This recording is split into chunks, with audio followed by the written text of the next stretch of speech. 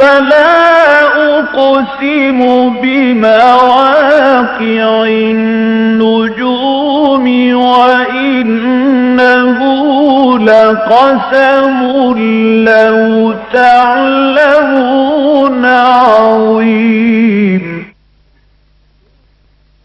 إنه لقرآن كريم في كتاب مكنون لا يمسه إلا المطهرون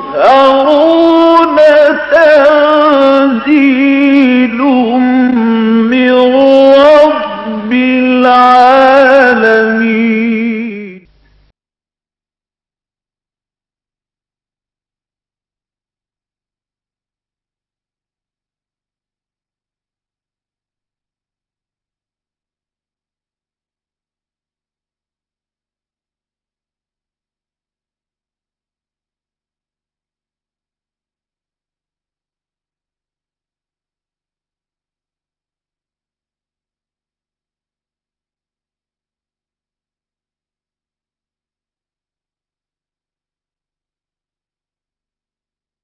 والسلام على عباده الذين اصطفى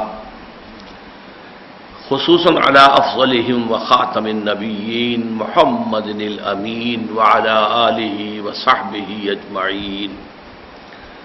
اما بعد فقد قال الله تبارك وتعالى كما ورد في سورة النساء: اعوذ بالله من الشيطان الرجيم بسم الله الرحمن الرحيم. فَكَيْفَ إِذَا جِئْنَا مِنْ كُلِّ أُمَّةٍ بِشَهِيدٍ وَجِئْنَا بِكَ عَلَى هَؤُلَاءِ شَهِيدًا يَوْمَئِذٍ يَوَدُّ الَّذِينَ كَفَرُوا وَعَصَوُا الرَّسُولَ لَوْ تُسَوَّى بِهِمُ الْأَرْضُ وَلَا يَكْتُمُونَ اللَّهَ حَدِيثًا. صدق اللہ العظیم. رب اشرح لي صدری ويسر لي أمری واحلل عقدۃ من لسانی يفقهوا قولی. اللهم ربنا الہمنا رشدنا واعذنا من شرور انفسنا. اللهم ارنا الحق حقا وارزقنا اتباعه وارنا الباطل باطلا وارزقنا اجتنابه. اللهم وفقنا لما تحب وترضى. اللهم ارحمنا بالقرآن العظيم واجعله لنا اماما ونورا وهدى ورحمة. اللهم ذکرنا منه ما نسینا وعلمنا منه ما جهلنا وارزقنا تلاوته آناء الليل وآناء النهار واجعله لنا حجة یا رب العالمین آمین. تو آپ کے علم میں ہوگا کہ آج کے درس کا عنوان ہے رسولوں کی شہادت. یہ موضوع اس اعتبار سے بہت دلچسپ ہے کہ تمہیدی طور پر یہ سمجھ لیجئے کہ اگرچہ لفظ شہادت ہمارے ہاں اللہ کی راہ میں قتل ہونے کے لیے یہ مخصوص ہو گیا ہے. ہم شہید اسے کہتے ہیں جو اللہ کی راہ میں قتل ہو جائے.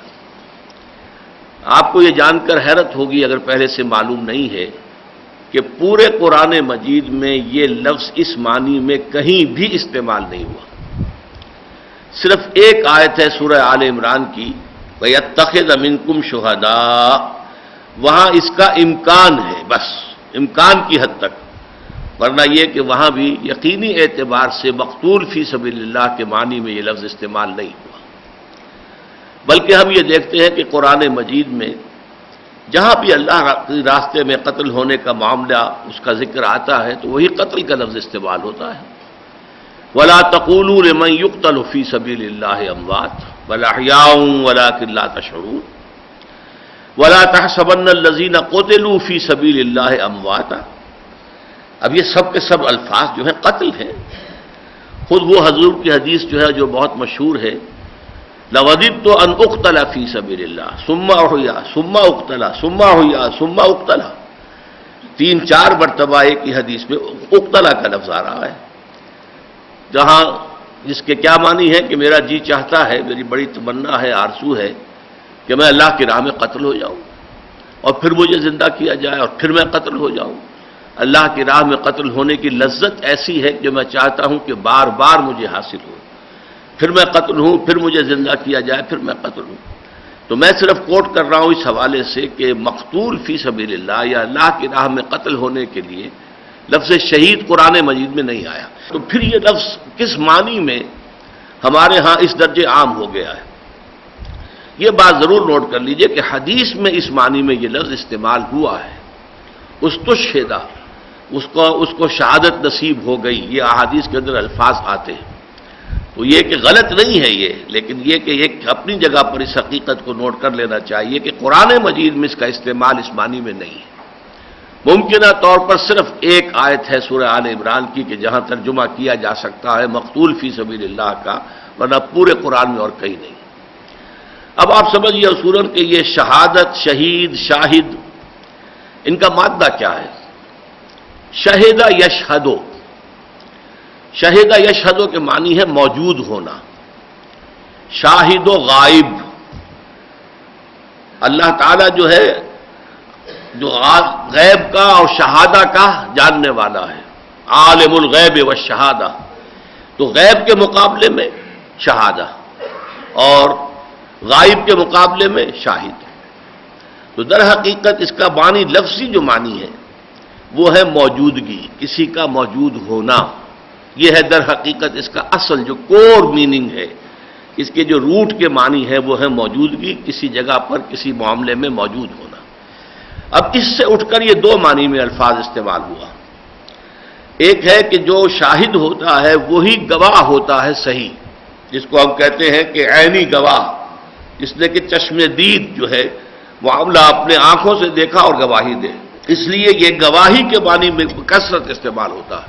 تو ہم ابھی جب پڑھیں گے تو انشاءاللہ تعالی یہ بات بالکل واضح ہوتی چلی جائے گی۔ اس وقت ابھی صرف نوٹ کر لیجئے کہ شہادت بمانی گواہی، اس لیے کہ گواہی اسی کی معتبر ہے کہ جو کسی وقوع کے موقع پر موجود ہو۔ اب گواہی کے بارے میں البتہ ایک بات اور یہاں نوٹ کرتے چلیں کہ گواہی ایک دو دھاری تلوار ہے، ایک کے حق میں ہوگی تو دوسرے کے خلاف جائے گی۔ آپ مقدمے میں ایک فریق کی جانب سے گواہ ہیں تو ظاہر بات ہے کہ آپ کی یہ گواہی اس کے حق میں جا رہی ہے، تو مخالف جو ہے، مدعا علیہ جو ہے، اس کے خلاف ہے۔ اس کے لیے قرآن مجید میں لفظ آتا ہے یا تو لام، حق میں گواہی ہو تو لام کے ساتھ، اور مخالفانہ گواہی ہو، کسی کے خلاف گواہی ہو، وہ علا کے ساتھ۔ چنانچہ سورہ مائدہ کی آیت ہے یا ایھا الذین آمنوا کونوا شہداء للہ، اے اہل ایمان اللہ کے گواہ بن جاؤ، اللہ کے لیے گواہی دینے والے بن جاؤ۔ یہ لام کے ساتھ ہے، کونوا شہداء للہ، قوامین بالقسط، اور عدل کو قائم کرنے والے بن جاؤ۔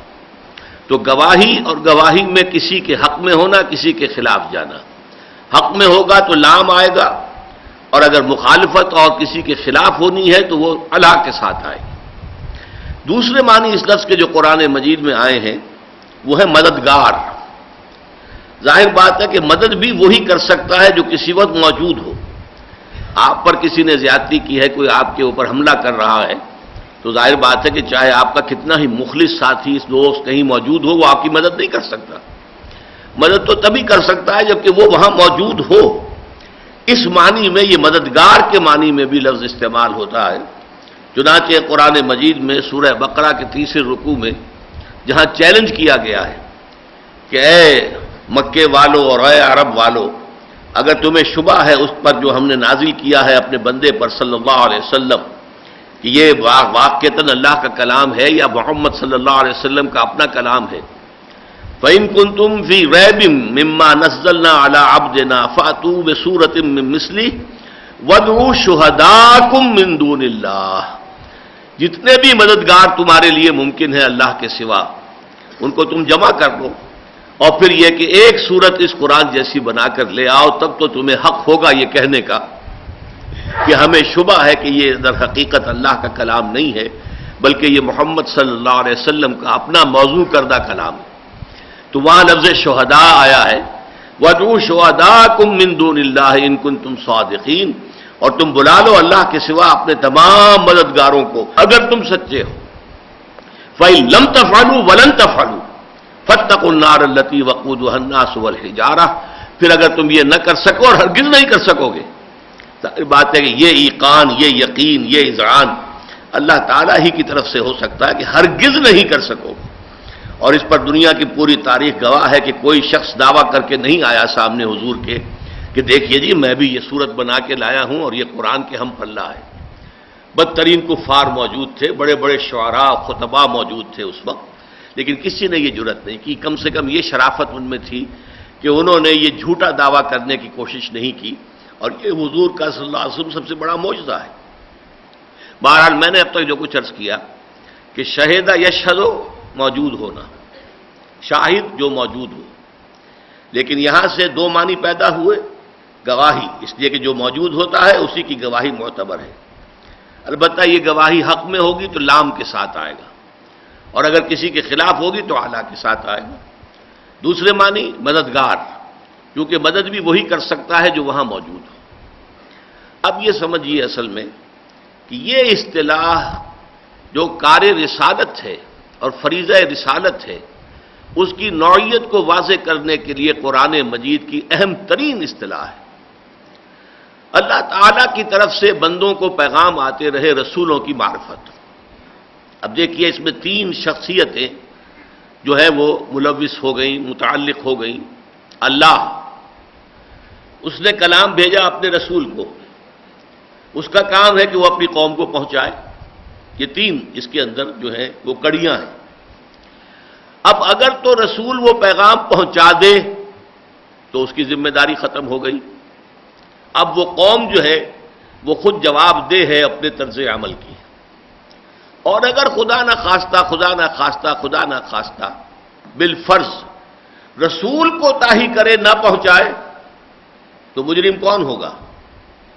وہ تو رسول مجرم ہو جائے گا، اور اس کا جو کریڈٹ ملے گا، فائدہ مل جائے گا قوم کو، کہ قوم اللہ کے ہاں جا کر کہہ سکے گی اے اللہ ہمیں تو تیرا پیغام پہنچایا نہیں گیا، ہم سے پوچھ گچھ کیسے، ہم سے محاسبہ کس بنیاد پر؟ یہ بہت اہم نقطہ ہے، اسے اچھی طریقے سے سمجھ لیجئے، اس لیے کہ میں یہ دکھ اور درد کے ساتھ کہہ رہا ہوں کہ اس مسئلے کو بہت کم سمجھا گیا ہے۔ واقعہ یہ ہے کہ اس میں مولانا امین احسن اصلاحی صاحب کا ہم پر بڑا احسان ہے کہ اس مسئلے کو سب سے پہلے انہوں نے سمجھا ہے اپنی کتاب دعوت دین میں، اور شہادت علی الناس کے عنوان سے 14 صفحے کا ایک چیپٹر اس کتاب کا ہے جو میرے نزدیک لب لباب ہے اس موضوع پر۔ بہرحال اس میں مزید غور و فکر کر کے میں نے جو بھی کچھ اضافے کیے ہیں، لیکن بنیادی طور پر یہ سارا تصور جو ہے در حقیقت انہوں نے، اور ان پر میں سمجھتا ہوں کہ ہمارے علماء کرام کی اکثریت کے سامنے یہ تصور واضح نہیں تھا۔ یہ تصور جو ہے یہ مولانا اصلاحی صاحب کے ذریعے سے واضح ہوا ہے۔ تو اب یہ معاملہ جو ہے اسے میں ایک مثال کے ساتھ واضح کیا کرتا ہوں، آپ نے سنا بھی ہوگا، جو حضرات بھی وہ کیسٹ سن چکے ہیں، کہ آپ فرض کیجئے کہ آپ اپنے کسی عزیز کو پیغام پہنچاتے ہیں کہ بھائی کل شام تک فلاں کام ضرور کرنا ہے، ضرور کرنا ہے، ضرور کرنا ہے، ورنہ میرا بڑا نقصان ہو جائے گا۔ اب وہ کام نہیں ہوا، آپ کا نقصان ہو گیا، آپ غصے میں لال پیلے آگ بگولا ہو کر گئے اپنے اس عزیز کے پاس کہ بھلے آدمی، میں نے تمہیں پیغام بھیجا تھا اور میں نے یہ کام کرنے کو کہا تھا، تم نے کام نہیں کیا، میرا نقصان ہو گیا۔ اب فرض کیجئے وہ کہہ دے کہ بھائی مجھے تو پیغام پہنچایا ہی نہیں، تو اب آپ کا کوئی شکوہ رہ جائے گا اس سے؟ سارا شکوہ ختم، غصہ ختم، بتاشے کی طرح بیٹھ جائیں گے آپ۔ لیکن یہ غصہ منتقل ہو جائے گا پیغامبر پر، بھلے آدمی تجھے میں نے پیغامبر بنایا، تیرے ذریعے سے ایک پیغام بھیجا تھا، یہ سارے میرے نقصان کی ذمہ دار اب تو ہے۔ یہی ٹرائنگل ہے، اس کو نوٹ کر لیجئے۔ رسولوں کا کام کیا رہا ہے کہ اللہ کا پیغام آیا، انہوں نے اپنی قوم تک پہنچا دیا، اور اگر پہنچا دیا، اور یہ پہنچانے میں بھی کئی پہلو ہیں، قولن پہنچا دینا زبان کے ذریعے سے، یہ اللہ کا کلام مجھ پر نازل ہوا ہے، میں تمہیں سنا رہا ہوں، یہ اللہ کی وحی آئی ہے، یہ میں تمہارے سامنے پیش کر رہا ہوں، یہ اللہ کا فرمان آیا ہے، میں تمہیں سنا رہا ہوں۔ ایک تو قولن ہے، پھر فعلن ہے۔ فعلن یہ ہے کہ جس بات کو آپ لوگوں کے سامنے رکھیں خود اس پر عمل کر کے دکھائیں۔ اگر آپ کے قول و عمل کے اندر فرق ہوگا تو پھر ظاہر بات ہے کہ آپ کا وہ قول بھی بے معنی ہو جائے گا، بے وقت ہو جائے گا، اس کی کوئی حیثیت نہیں رہے گی، اس کی کوئی اہمیت نہیں رہے گی۔ تو شہادت قولاً اور شہادت فعلاً، اور اس فعل کے اندر ایک معاملہ یہ آتا ہے کہ اگر تو وہ صرف انفرادی اصلاح کے لیے اللہ کا پیغام آیا ہو تو رسول نے اپنی ذاتی زندگی کے اندر وہ پوری ایک اصلاح شدہ شخصیت کا نمونہ پیش کر کے لقد کان لکم فی رسول اللہ اسوۃ حسنہ، وہ شہادت کا جو ہے حق ادا کر دیا، گواہی کا حق ادا کر دیا۔ آپ کو معلوم ہے نا کہ اسلام میں داخلے کا جو شہدرا ہے وہ کیا ہے؟ شہادت، اشہد ان لا الہ الا اللہ واشہد ان محمد رسول اللہ، یہ شہدرا ہے۔ جیسے یہ شاہدرہ آپ کا ہے، لاہور آنے کے لیے اس سے گزرنا ہی پڑتا ہے، چاہے آپ شیخو پورہ سے آ رہے ہوں، چاہے گجرانوالہ سے آ رہے ہوں، چاہے شرق پور سے آ رہے ہوں، شاہدرہ تو آئے گئی۔ اسی طریقے سے اب اگر دوسرے پل بن گئے ہیں، لیکن ایک زمانے میں تو ایک ہی پل تھا، اس میں سے اسی طرح دہلی کے پرے جو ہے شاہدرہ ہے۔ تو اسلام میں داخلے کا شاہدرہ کیا ہے؟ شاہدرہ، بڑا دروازہ، وہ ہے شہادت، قول و شہادت۔ یہ قولی شہادت ہے جس کی بنیاد پر کوئی شخص اسلام میں داخل ہوتا ہے۔ اب عملی شہادت پیش کرنی ہے کہ جو کچھ وہ مان رہا ہے اور جو کچھ جس چیز کی وہ دعوت دے رہا ہے اس کا نمونہ اپنی زندگی میں پیش کر رہا ہے۔ اور اگر دعوت ایک نظام زندگی کی ہو، نظام عدل اجتماعی کی ہو، دعوت ایسی ہو، ہدایت وہ ہو کہ جو ریاست اور سیاست اور معاشرت اور معیشت ہر پہلو پر محیط ہو، تو پھر وہ اصل میں شہادت کا حق تب ادا ہوگا جب اس نظام کو عملاً قائم کر کے اس کا نمونہ دنیا کو دکھا دیا جائے۔ ورنہ دنیا کہے گی کہ صاحب ٹھیک ہے، یوٹوپیا ہے، ایک خیال ہے، بہت اچھا ہے، بہت عمدہ ہے خیال، لیکن امپریکٹیکیبل ہے، انہونی بات ہے، ہو سکتی نہیں ہے۔ اچھی سے اچھا نقشہ جو ہے وہ افلاطون نے پیش کر دیا تھا، اس نے اپنی کتاب ریپبلک میں، اور وہ کتاب اتنی اہم ہے کہ آج تک زندہ ہے۔ حضرت مسیح علیہ السلام سے 300 برس قبل سمجھیے، 400 وہ افلاطون صاحب تھے، اتنے پرانے، اس کا کیا مطلب ہے؟ 2500 سال پرانی کتاب زندہ ہے آج تک، اس لیے کہ بڑی عظیم کتاب مانی جاتی ہے۔ لیکن دنیا میں یہی سمجھا گیا کہ یہ یوٹوپیا ہے، یہ خیالی جنت ہے، اس کو افلاطون نے لکھا ہے، لیکن یہ کہ ایسا نظام قائم ہو نہیں سکتا، اس لیے کہ افلاطون نے قائم کر کے دکھایا ہی نہیں۔ لیکن یہ شہادت مکمل کب ہوتی ہے؟ جبکہ اس نظام کو قائم کر کے دکھا دیا جائے کہ یہ پریکٹیکل ہے، یہ پریکٹیکیبل ہے، اس پر عمل ہو سکتا ہے، یہ اس کا بہترین جو ہے اس کی نظیر موجود ہے، اس کی نشانی موجود ہے۔ یہ ہے در حقیقت شہادت کا سلسلہ، قولی شہادت، عملی شہادت، عملی میں انفرادی اور اجتماعی شہادت۔ اس سے وہ شہادت جو ہے وہ مکمل ہوتی ہے۔ تو رسولوں کا کام کیا رہا ہے؟ رسولوں کو اسی لیے شاہد کہا گیا۔ انا ارسلنا الیکم رسولا شاہدا علیکم کما ارسلنا الی فرعون رسولا۔ دیکھو لوگو، ہم نے تمہاری طرف بھی ایک رسول بھیج دیے ہیں، محمد صلی اللہ علیہ وسلم، تمہارے خلاف گواہ کی حیثیت سے۔ اب یہاں پہ نوٹ کیجئے، شاہدا علیکم، شاہدا لکم نہیں کہا گیا۔ اس کی وجہ کیا ہے؟ اس کی وجہ یہ ہے کہ اس شہادت کے بعد اب لوگوں کے پاس کوئی عذر باقی نہیں رہا کہ اللہ تعالیٰ کے ہاں وہ اپنی بے عملی یا غلط عملی کا جواز پیش کر سکے۔ لہذا یہ جو گواہی ہے آخرت میں جب ظاہر ہوگی تو وہ در حقیقت اس قوم کے خلاف پڑے گی کہ وہ یہ کہہ نہ سکیں۔ اسی لیے اسی سورہ مبارکہ میں، سورہ نساء میں آگے چل کر 6 پارے کے آغاز میں بڑی عمدہ مقام آیا ہے جس میں بہت سے رسولوں کے ناموں کا گلدستہ ہے، اور پھر فرمایا رسلا مبشرین و منذرین لئلا یکون للناس علی اللہ حجۃ بعد الرسل وکان اللہ عزیزا حکیما۔ ان رسولوں کو ہم نے بھیجا بشیر اور نذیر بنا کر تاکہ رسولوں کے آنے کے بعد لوگوں کے حق میں کوئی دلیل، کوئی عذر، کوئی حجت باقی نہ رہ جائے اللہ تعالیٰ کے خلاف۔ علی اللہ ہے، اللہ کے خلاف۔ اللہ کا میں استعمال آپ کو بتا چکا ہوں، اللہ خلاف کے لیے آتا ہے، لام حق کے لیے آتا ہے۔ لئلا یکون للناس، لوگوں کے حق میں کوئی حجت، کوئی دلیل، کوئی عذر، کوئی بہانہ باقی نہ رہے علی اللہ، اللہ کے خلاف، یعنی اللہ کے محاسبے کے خلاف۔ اے اللہ، ہم سے محاسبہ کس بنیاد پر کر رہا ہے؟ ہم تک تو تیرا پیغام پہنچا نہیں۔ اگر ہمیں پتہ ہی نہیں تھا کہ یہ جو ہے قاتل کی یہ سزا ہے اور چور کی یہ سزا ہے، اگر ہم نے انہیں نہیں دی تو ہم کیسے مجرم ہو گئے؟ اے اللہ اگر ہمیں بات پہنچائی نہیں گئی، تیرے اسماء نہیں پہنچائے گئے، تیرے صفات نہیں پہنچائی گئی، تیری توحید تک کا پیغام ہم تک پہنچایا نہیں گیا، تو پروردگار ہم سے کس بنیاد پر محاسبہ ہو رہا ہے؟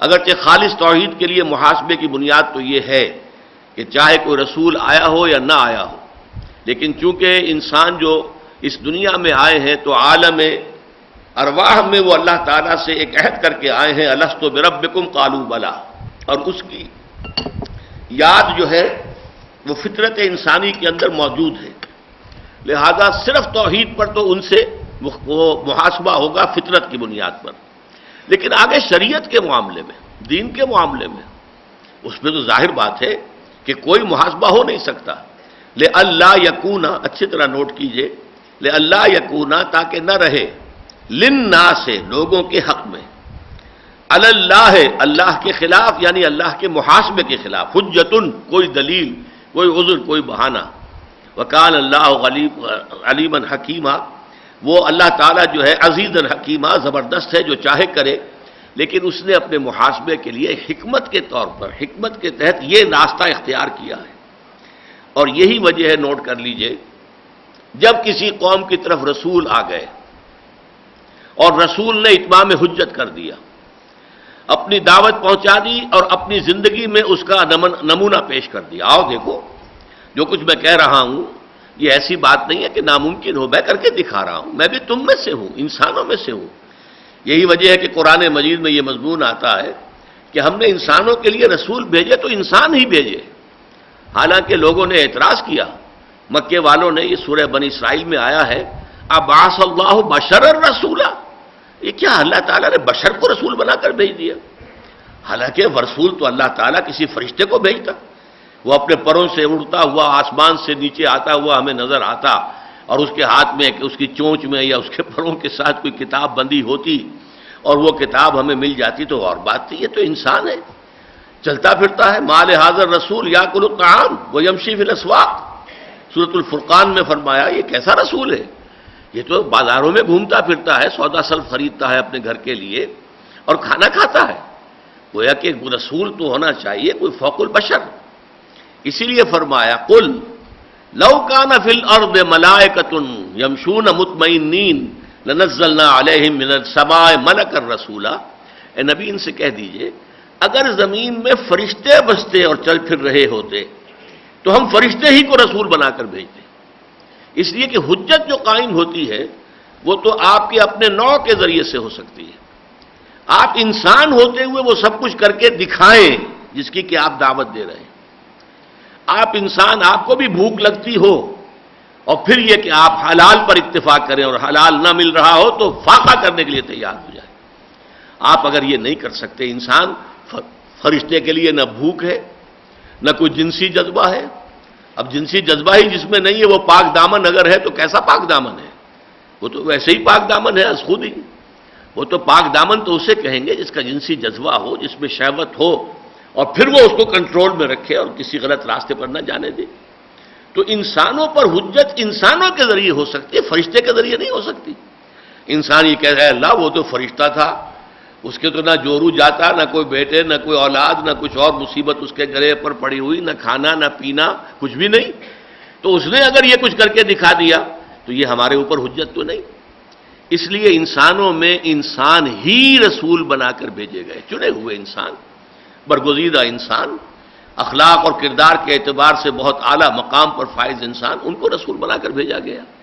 اب آخری بات سمجھیے کہ یہ رسول جب کسی قوم کی طرف آ جاتے تھے اور وہ اتمام حجت کر دیتے تھے، شہادت کا حق ادا کر دیتے تھے، قولی عملی، تو اب بھی اگر قوم نہ مانے اور وہ انکار اور کفر کے اوپر اڑی رہے تو یہ گویا کہ اس کا ثبوت ہے کہ ان کے اندر کوئی خیر سرے سے باقی نہیں رہا، اس کو ہم کہیں گے اپنی عام کولوکین لینگویج میں ان کا بیج مارا گیا ہے، اب ان کے اندر کسی خیر کی کوئی توقع نہیں، جیسے کہ حضرت نوح علیہ السلام کی دعا میں بھی ہے کہ پروردگار لا تذر علی الارض من الکافرین دیارا فإنک ان تذرہم یضلوا عبادک ولا یلدوا الا فاجرا کفارا، پروردگار اب اس قوم کو برباد اور تباہ کر دے اور ایک گھر بھی بستہ نہ چھوڑ.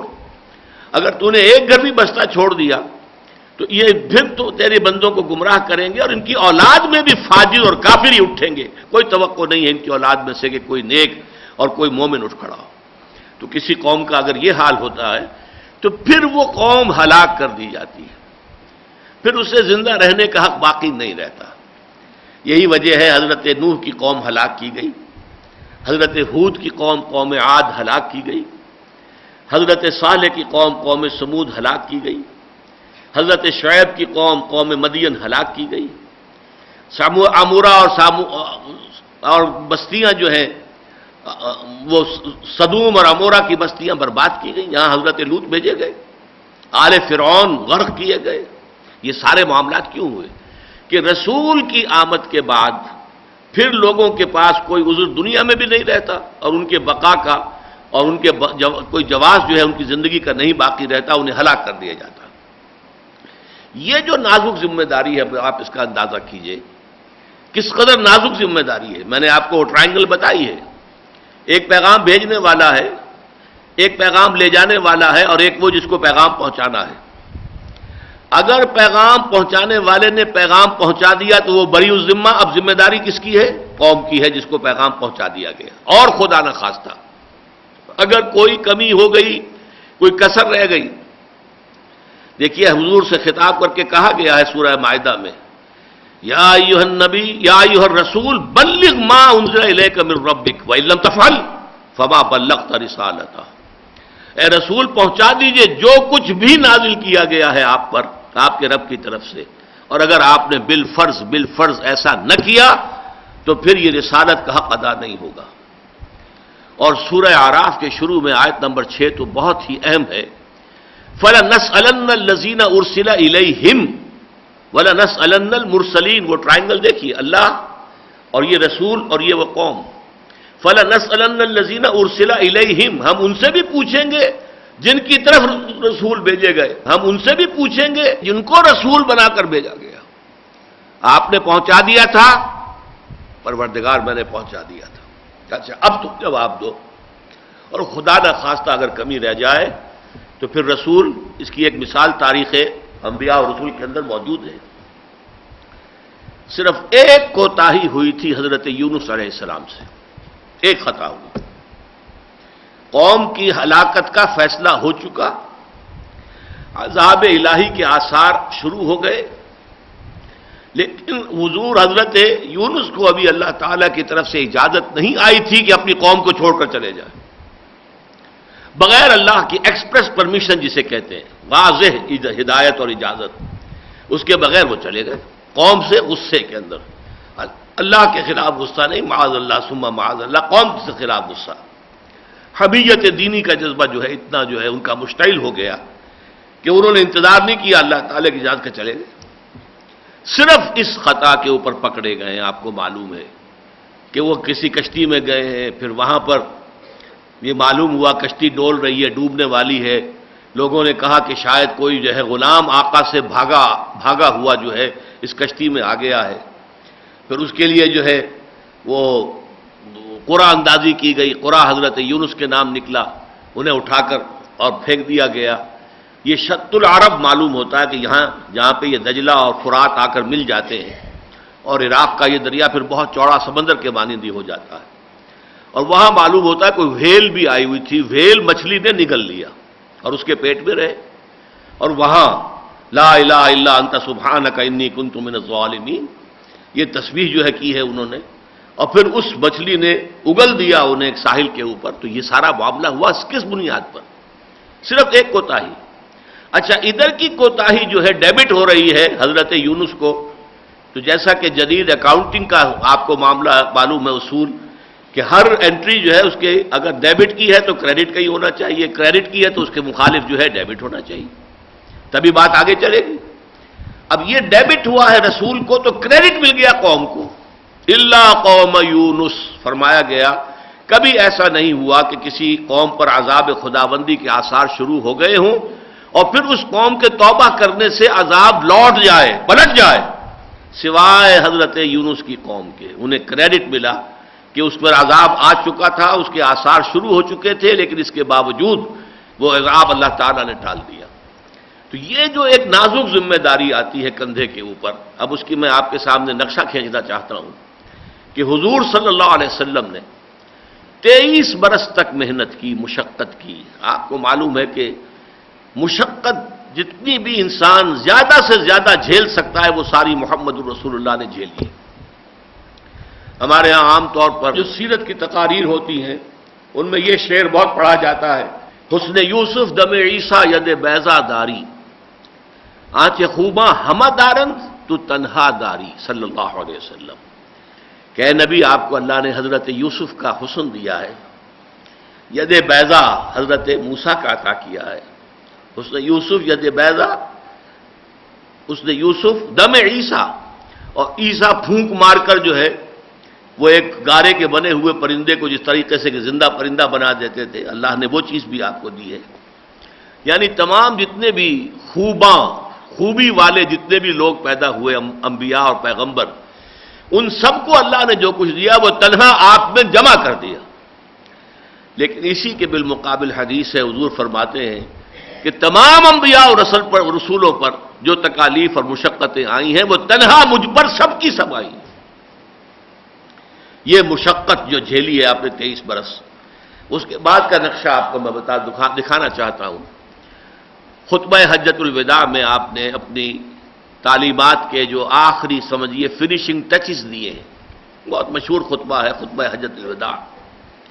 آخر میں سوال کیا، الا هل بلغت، لوگوں میں نے پہنچا دیا یا نہیں؟ یہ کیوں پوچھ رہے ہیں حضور؟ اس لیے کہ اللہ پوچھے گا اے محمد تم پہنچا آئے کہ نہیں، صلی اللہ علیہ وسلم گواہی لے رہے ہیں، الا هل بلغت، اور جواب میں پورا مجمع کہہ رہا ہے انا نشهد انک قد بلغت الرسالۃ وادیت الامانۃ ونصحت الامۃ وکشف الغمۃ۔ عام طور پر کیا ہوتا تھا کہ حضور اگر کوئی سوال کرتے تھے تو صحابہ جواب نہیں دیتے تھے، ابتدا میں کہتے تھے واللہ ورسولہ اعلم۔ اسی خطبے میں آیا ہے، تمہیں معلوم ہے آج کا دن کون سا دن ہے؟ اللہ ورسولہ عالم، عرفے کا دن ہے، دنوں کا سردار ہے۔ تمہیں معلوم ہے کس جگہ ہو؟ یہ میدان جو ہے یہ عرفات کا میدان ہے۔ تمہیں معلوم ہے یہ کس شہر کے اندر تم ہو؟ یہ مکہ ہے۔ یہ سارے، لیکن کسی نے کوئی جواب نہیں دیا، سارا حضور ہی نے خود فرمایا۔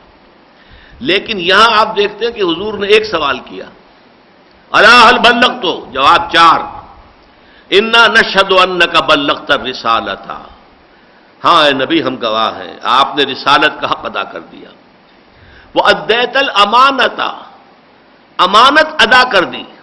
اب یہ لفظ امانت کیوں آیا ہے؟ اللہ کا پیغام آپ کے پاس بطور امانت آیا تھا، وہ امانت تو ہمیں پہنچانی تھی نا، یہ آیا تو ہمارے لیے تھا، ہماری ہدایت کے لیے، لہذا امانت ادا کر دی۔ انا نشهد انک قد بلغت الرسالۃ وادیت الامانۃ ونصحت الامۃ، امت کی خیر خواہی کا حق ادا کر دیا، وکشفت الغمۃ، اور اندھیاروں کے جو بھی دل بادل تھے ان سب کو چھانٹ کر رکھ دیا اور کشف کر کے روشنی ہی روشنی کر دی۔ یہ سارا کام آپ نے کیا، ہم اس پر گواہ ہیں۔ حضور نے یہ سوال 3 مرتبہ کیا، اس کی وجہ بھی نوٹ کر لیجئے، 1.25 لاکھ کا مجمع تھا، لاؤڈ سپیکر تو تھا نہیں، وہاں تو یہ ہے کہ تھوڑے تھوڑے وقفے پر لوگ کھڑے تھے، حضور ایک بات فرماتے تھے تو آگے وہ لوگ سن کر اور چیختے تھے، جو بلند آواز سے کہتے تھے، پھر آگے اور بلند آواز سے لوگ کہتے تھے، پھر یہ کہ حضور ایک دفعہ داہنی طرف رخ کر کے کہتے تھے، پھر سامنے رخ کر کے فرماتے تھے، پھر بائیں طرف، تاکہ ہر شخص سن لے۔ اسی لیے 3 مرتبہ حضور نے اپنا ہر کلمہ جو ہے ادا کیا اس میں۔ الا هل بلغت، انا نشهد انک قد بلغت الرسالۃ وادیت الامانۃ ونصحت الامۃ وکشفت الغمۃ۔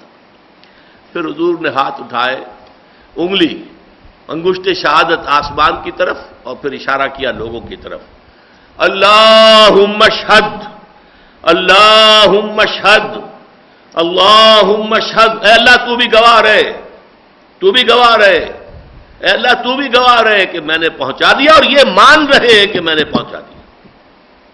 اور اس کے بعد آپ نے فرمایا فَلْيُبَلِّغِ الشَّاهِدُ الْغَائِبَ، اب یہ ذمہ داری ان کی ہے جو یہاں، اب دیکھیے شاہد آ گیا یہاں پر، شاہد جو یہاں موجود ہیں، شاہد جو میں نے جہاں سے بات شروع کی تھی، شاہد و غائب دونوں الفاظ یہاں آ گئے۔ فَلْيُبَلِّغِ الشَّاهِدُ الْغَائِبَ، اب یہ ذمہ داری ہے ان کی جو یہاں موجود ہیں کہ پہنچائیں ان کو کہ جو موجود نہیں ہیں۔ اور موجود نہیں والوں میں کون کون شامل ہیں؟ جو بھی دنیا میں اس وقت انسان تھے وہ سارے کے سارے شامل ہیں، اس لیے کہ حضور کا بارے میں قرآن صاف کہتا ہے وَمَا أَرْسَلْنَاكَ إِلَّا كَافَّةً لِلنَّاسِ بَشِيرًا وَنَذِيرًا، ہم نے آپ کو تمام نوع انسانی کی طرف بشیر و نذیر بنا کر بھیجا ہے، لہذا اب یہ کام آگے کرنا ہے تمہیں، اب یہ تمہاری ذمہ داری ہے۔ تو فرمایا فَلْيُبَلِّغِ الشَّاهِدُ الْغَائِبَ، 3 مرتبہ، اب ذمہ داری تمہاری ہے جو یہاں پر موجود ہیں، جنہوں نے مجھ سے سن لیا ہے وہ پہنچائیں ان کو۔ اور اس میں جیسا کہ میں عرض کر رہا تھا کہ تا قیام قیامت جو بھی انسان دنیا میں آئیں گے ان سب کی طرف بھی تو اللہ کے رسول محمد ہیں صلی اللہ علیہ وسلم۔ آپ پر نبوت ختم ہوئی ہے، آپ کے ساتھ رسالت ختم نہیں ہوئی۔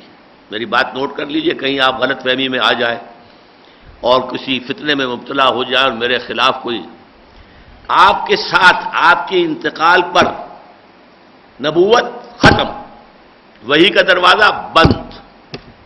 بڑا پیارا واقعہ ہے حضرت ام ایمن کا، وہ ایک حبشن تھی، غلام تھی، خادمہ تھی، لیکن یہ کہ حضور کو گودی میں کھلایا بھی تھا انہوں نے، تو والدہ کی طرح جو ہے حضور ان کا ادب کرتے تھے۔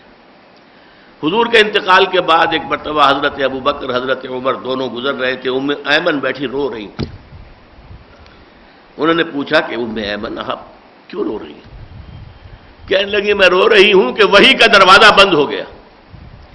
اب ذرا اس حبشن باندی اور کنیز کا اندازہ کیجئے، وحی کا دروازہ بند ہو گیا، میں اس پر رو رہی ہوں۔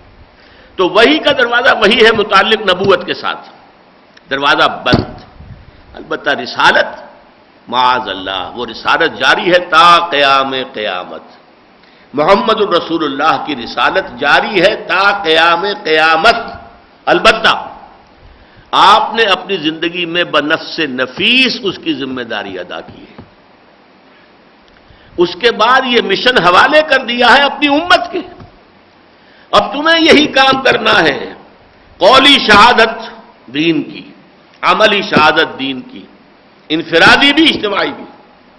دیکھو میں نے بھی اجتماعی انقلاب برپا کر کے دکھایا ہے، چاہے میرے دانت شہید ہوئے، میں زخمی ہوا، میں بے ہوش بھی ہوا، مجھ پر پتھراؤ بھی ہوئے، مجھ پہ فاقے بھی آئے، مجھے 3 دن جو ہے روپوش بھی رہنا پڑا، مجھے 3 سال تک ایک ایسی جگہ رہنا پڑا کہ جہاں کھانے پینے کا معاملہ بالکل بند تھا، شیب بنی ہاشم کی اسیری۔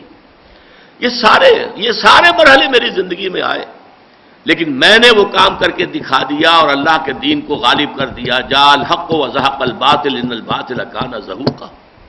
اب تم پر یہ حجت قائم ہو چکی ہے، تمہارا یہ کام ہے ابد الآباد تک تا قیام قیامت، تمہیں دین کی شہادت قولاً دینی ہے، نمبر 1، عملاً دینی ہے، انفرادی طور پر بھی اور اجتماعی طور پر بھی۔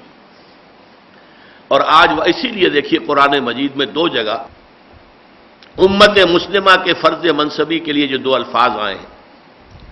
سورہ حج جو ہے وہ آپ کو معلوم ہوگا کہ ہجرت سے بس اتنی ہی پہلے نازل ہوئی ہے جتنی کہ سورہ بقرہ جو ہے ہجرت کے بعد ہے۔ یوں سمجھیے کہ ادھر سورہ حج ہے تو ادھر سورہ بقرہ ہے۔ سورہ حج میں فرمایا گیا وجاہدوا فی اللہ حق جہادہ هو اجتباکم۔ دیکھو اے محمد کے ساتھیوں اور ماننے والوں اور امتیوں، اللہ کی راہ میں جہاد کرو جتنا کہ جہاد کا حق ہے۔ اللہ نے تمہیں چن لیا ہے ایک بہت بڑے مشن کے لیے، لِیَکُونَ الرَّسُولُ شَہِیدًا عَلَیکُمْ، تاکہ ہو جائیں رسول گواہ تمہارے خلاف۔ یعنی اللہ کے ہاں جا کر وہ کھڑے ہو کر کہیں گے اے اللہ میں نے پہنچا دیا تھا، اب یہ ذمہ دار ہیں جو کچھ انہوں نے کیا ہے، they are responsible, they are accountable. اب ان کو پوچھ تو اسی طریقے سے وَتَكُونُوا شُهَدَاءَ عَلَى النَّاسِ، اور تم ہو جاؤ گواہ لوگوں کے خلاف. لیکن یہ کب ہوگی گواہی خلاف؟ جبکہ آپ نے دین پہنچایا ہو، دین کی دعوت دی ہو، قولاً بھی دی ہو، عملاً بھی دی ہو، اور دین کی مثال ایک نظام زندگی کی حیثیت سے دنیا کے سامنے پیش کی ہو. یہی مضمون پھر سورہ بقرہ میں آیا جب تحویل قبلہ ہوئی ہے. اور تحویل قبلہ در حقیقت علامت تھی اس بات کی کہ اب سابقہ امت مسلمہ یعنی یہود کا دور ختم، اس لیے ان کا قبلہ جو تھا بیت المقدس وہ اب منسوخ. اب قبلہ اہل حق، قبلہ اہل توحید اب خانہ کعبہ ہے، اور اس کے گرد ایک نئی امت محمد وجود میں آئی ہے. لہذا اب ادھر رخ کرو نماز میں. پہلے 16-17 مہینے ادھر رخ تھا، لیکن اس کے بعد آگے فول وجهک شطر المسجد الحرام، اپنے چہروں کو پھیر دو مسجد حرام کی طرف. یہ اصل میں کورونیشن میں کہتا ہوں اسے، اس امت کی کورونیشن ہوئی ہے، اس کی تاج پوشی ہوئی ہے، اس کے نسب کا اعلان ہوا ہے. لیکن وہیں پر فرما دیا کس لیے، یہ نوٹ کر لو، تمہیں امت بنایا کس لیے ہے. وَكَذَلِكَ جَعَلْنَاكُمْ أُمَّةً وَسَطًا لِتَكُونُوا شُهَدَاءَ عَلَى النَّاسِ وَيَكُونَ الرَّسُولُ عَلَيْكُمْ شَهِيدًا. تمہیں اسی طریقے سے، اسی لیے ہم نے ایک بہترین امت بنایا ہے، درمیانی امت بنایا ہے. درمیانی سے مراد یہ بھی ہو سکتا ہے کہ اب تم محمد اور لوگوں کے درمیان ایک کڑی کی حیثیت رکھتے ہو. جیسے محمد صلی اللہ علیہ وسلم اللہ اور امت کے درمیان کڑی تھے. پیغام اللہ کا آیا محمد الرسول اللہ کو، انہوں نے پہنچا دیا قوم کو، امت کو. اب امت کڑی بنے گی کہ وہ پیغام آگے پہنچائے نوع انسانی کو. تو گویا کہ ہم نے تمہیں بنایا امت وسط لِتَكُونُوا شُهَدَاءَ عَلَى النَّاسِ، تاکہ تم بن جاؤ تمام انسانوں کے اوپر گواہ، ان کے خلاف گواہی دینے والے. وَيَكُونَ الرَّسُولُ عَلَيْكُمْ شَهِيدًا، اور رسول ہو جائیں تمہارے خلاف گواہی دینے والے. میں بار بار یہ الفاظ کہہ رہا ہوں، خلاف، اس لیے کہ علیہ کا لفظ آ رہا ہے، علیکم، لہذا وہ علیکم شہیدہ رسول ہوں گے. اور رسول جو تھے، اور تمہیں جو ہے علی الناس شہیدن بننا ہے. یہ ذمہ داری ہے امت کے کاندھے پر. اور اس سے پہلے کہ اب تھوڑا وقت رہ گیا میں اس آیت کو لوں، نوٹ کر لیجئے آج ہماری بربادی دنیا میں یہ جو صورتحال ہے کہ ہو گیا مانند آب ارزاں مسلمان کا لہو، اور ہمارے ہاں عزت نہیں رہی، وقار نہیں رہا. حمیت نام تھا جس کا گئی تیمور کے گھر سے. 1.5 ارب انسان ہیں، کوئی چوں کرنے والا نہیں.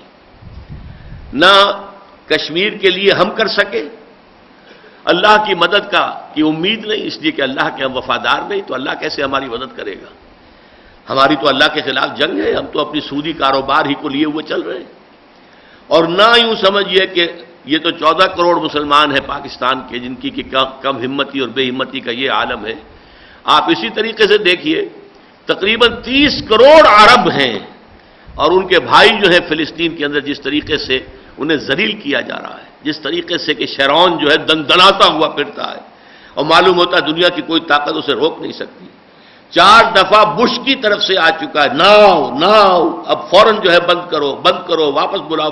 وہ کہاں واپس بلاتا ہے اس کی. اور عرب جو ہیں وہ سوئے ہوئے، امریکہ ہی سے درخواست کر رہے ہیں، فرانس سے درخواست کر رہے ہیں.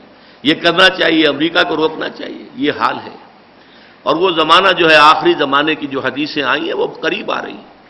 لیکن اس وقت میں آپ کو بتا دوں کہ میں نے کیوں بات یہ کہی ہے کہ اس کا اصل سبب کیا ہے.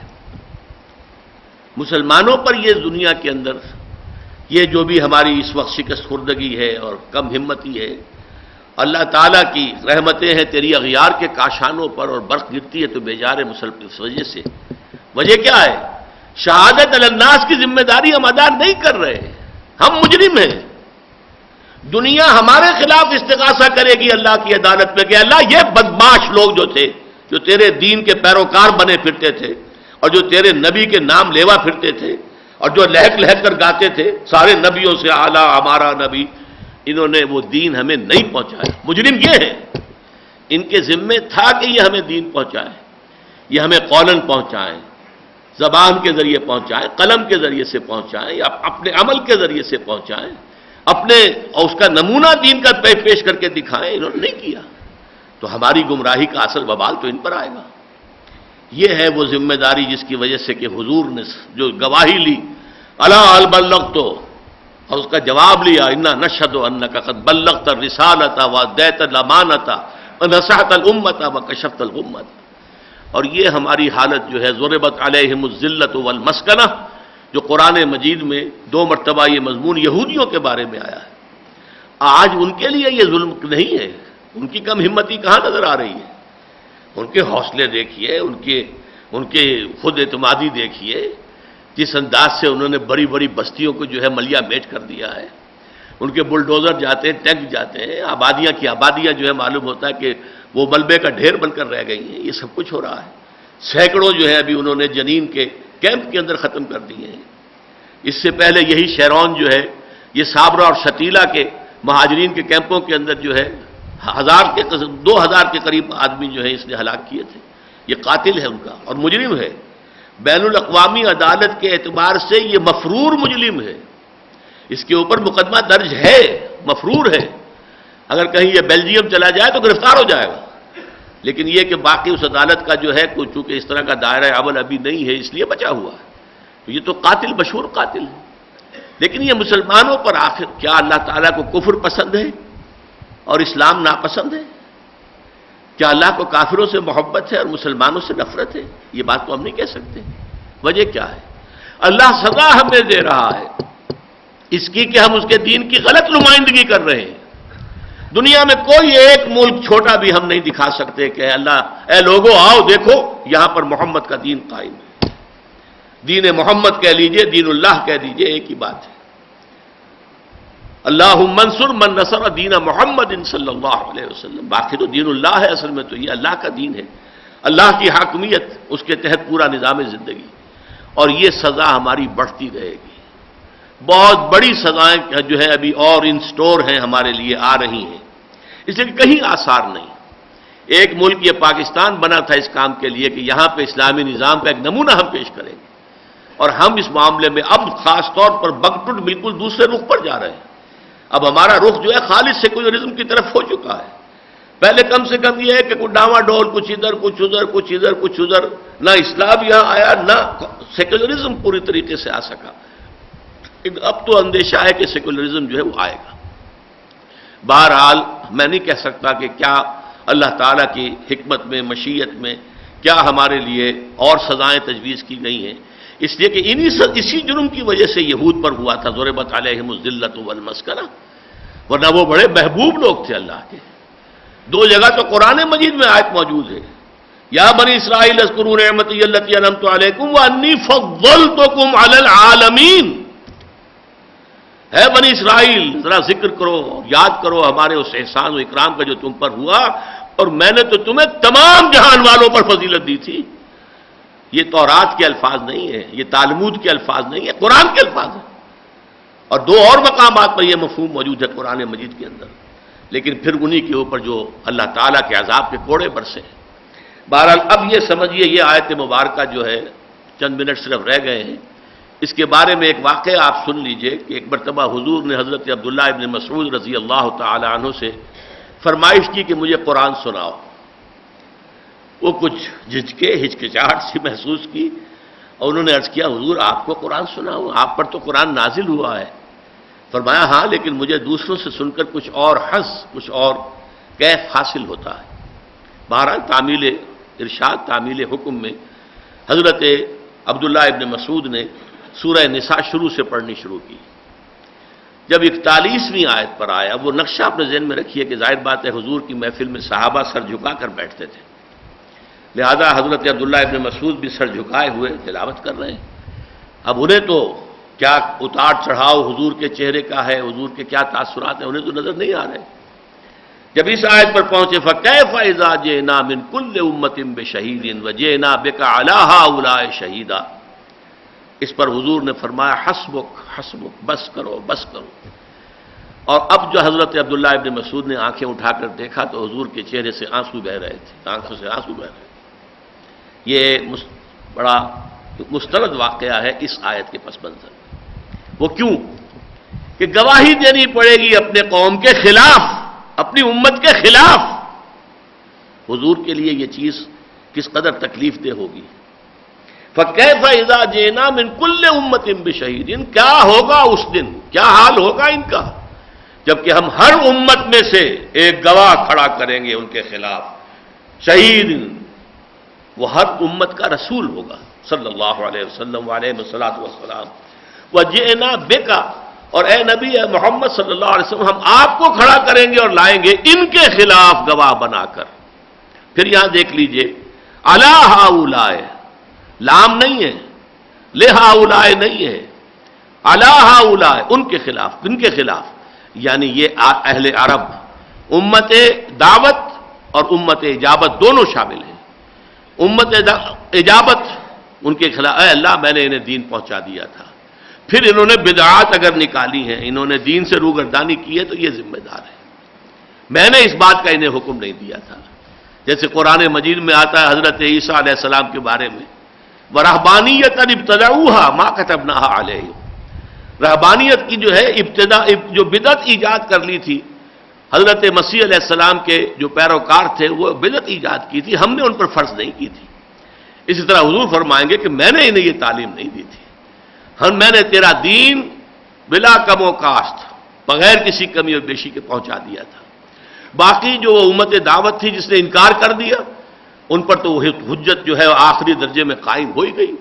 ان کے خلاف تو گواہی دینی ہی ہے کہ اللہ یہ ابو جہل یہ نہیں کہہ سکتا کہ میں نے اسے پیغام نہیں پہنچایا تھا. اللہ یہ ابو لہب میرا چچا یہ نہیں کہہ سکتا کہ میں نے اسے پیغام نہیں پہنچایا تھا. اللہ میں نے ان سب کو پیغام پہنچایا ہے. اللہ میں نے ساری تکلیفیں جھیلی ہیں، ان کی مخالفتیں برداشت کی ہیں، ان کی طرف سے ایذائیں برداشت کی ہیں، لیکن تیرا دین کا پیغام میں نے انہیں پہنچایا ہے. فَكَيْفَ إِذَا جِئْنَا مِنْ كُلِّ أُمَّةٍ بِشَهِيدٍ، تو وہ شہادت جو دنیا میں آتی ہے دعوت کے نتیجے میں، لوگوں کو دعوت دو قول سے عمل سے، وہی شہادت قیامت کے دن جو ہے کھڑی ہوگی. جیسے کہ آپ کہتے ہیں جدید اصطلاح میں عدالت کے اندر پروزیکیوشن وٹنس، وہ جو پروزیکیوشن وکیل استغاثہ، گواہ استغاثہ کی حیثیت سے کھڑے ہوں گے رسول، اے اللہ ہم نے تیری دعوت ان تک پہنچا دی تھی. اور وہ آیت میں آپ کو سنا چکا ہوں، آیت نمبر 6 سورہ اعراف کی، فَلَنَسْأَلَنَّ الَّذِينَ أُرْسِلَ إِلَيْهِمْ وَلَنَسْأَلَنَّ الْمُرْسَلِينَ، ہم لازماً پوچھ کر رہیں گے ان سے بھی جن کی طرف رسول بھیجے گئے، اور ہم لازماً پوچھیں گے ان سے بھی جو رسول بنا کر بھیجے گئے. رسولوں سے پوچھا جائے گا آپ نے ہمارا وہ دین، ہمارا پیغام پہنچا دیا تھا کہ نہیں، اور وہ گواہی دیں گے اللہ جو دین تیرا، جو ہدایت تیری ہمارے پاس، میرے پاس آئی تھی، میں نے بلا کم و کاشت پہنچا دیا تھا. اور جیسے کہ دنیا میں گواہی لے لی تھی، لوگوں سے بھی شاید گواہی لے لیں کہ تم بھی گواہی دو کہ میں نے پہنچایا تھا کہ نہیں. اس کے بعد ان سے جواب طلبی ہوگی، اب تم بات کرو. پھر ان کے لیے ظاہر بات ہے کہ کوئی عذر نہیں. لِأَلَّا يَكُونَ لِلنَّاسِ عَلَى اللَّهِ حُجَّةٌ بَعْدَ الرُّسُلِ وَكَانَ اللَّهُ عَزِيزًا حَكِيمًا، اب وہ کسی درجے میں بھی کوئی عذر پیش نہیں کر سکتے. يَوْمَئِذٍ يَوَدُّ الْمُجْرِمُونَ يَوَدُّ الَّذِينَ كَفَرُوا وَعَصَوُا الرَّسُولَ، اس دن وہ لوگ جنہوں نے کفر کیا تھا اور رسول کی نافرمانی کی تھی. اب دیکھیے یہ دونوں ایک بھی ہو سکتے ہیں، ظاہر بات ہے جنہوں نے کفر کیا انہوں نے رسول کی نافرمانی کی، لیکن دو بھی ہو سکتے ہیں. ایک تو وہ جنہوں نے کفر کیا، وہ ایک کیٹیگری ہو گئی جو میں نے کہا کہ امت دعوت میں سے جن لوگوں نے انکار کر دیا، کفار بن گئے، کلم کھلا نفی کر دی. وہ عصب الرسول کے اندر وہ دوسرے آ سکتے ہیں کہ کہنے کو امتی اور حقیقت میں معصیت الرسول ہو رہی ہے. کہنے کو تو یہ دعویٰ ہے ہمارے نبی سب سے اونچے، سب سے اعلیٰ، لیکن یہ کہ ان کی پیروی نہیں، ان کے نقش قدم پر چلنا نہیں، ان کی سنت کو اختیار کرنا نہیں. تو یہ میں نے عرض کیا تھا کہ یہ امت دعوت اور امت اجابت دونوں کے اوپر یہ چیز کور کرتی ہے.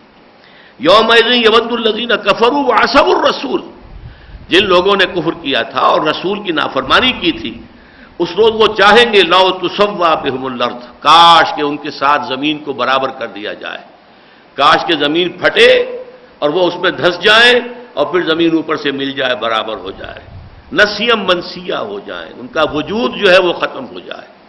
جیسے کہ ایک اور جگہ آتا ہے کہ اس روز کافر یہ چاہے گا کاش کنت ترابا، کاش کہ یہ شرف انسانیت مجھے حاصل ہی نہ ہوا ہوتا اور میں مٹی ہوتا جس سے سوال و جواب نہیں ہے، جس سے محاسبہ نہیں ہے، جو اس کو جزا و سزا کا سامنا نہیں کرنا ہے. لو تسوا بہم الارض ولا یکتمون اللہ حدیثا، اور اس روز وہ اللہ تعالیٰ سے کوئی بات بھی چھپا نہیں سکیں گے، ہر شے علم نشرہ موجود ہوگی وہاں پر۔ وہ تو یہ ہے فمن یعمل مثقال ذرۃ خیرا یرہ ومن یعمل مثقال ذرۃ شرا یرہ۔ ذرے کے ہم وزن اگر نیکی کی ہوگی تو سامنے موجود پائیں گے، اور ذرے کے ہم وزن بدی کی ہوگی، برائی کی ہوگی تو سامنے موجود پائیں گے۔ یہ ہے اس آیہ مبارکہ میں رسولوں کی شہادت کا تصور۔ بارک اللہ لی ولکم فی القرآن العظیم ونفعنی وإیاکم بالآیات والذکر الحکیم۔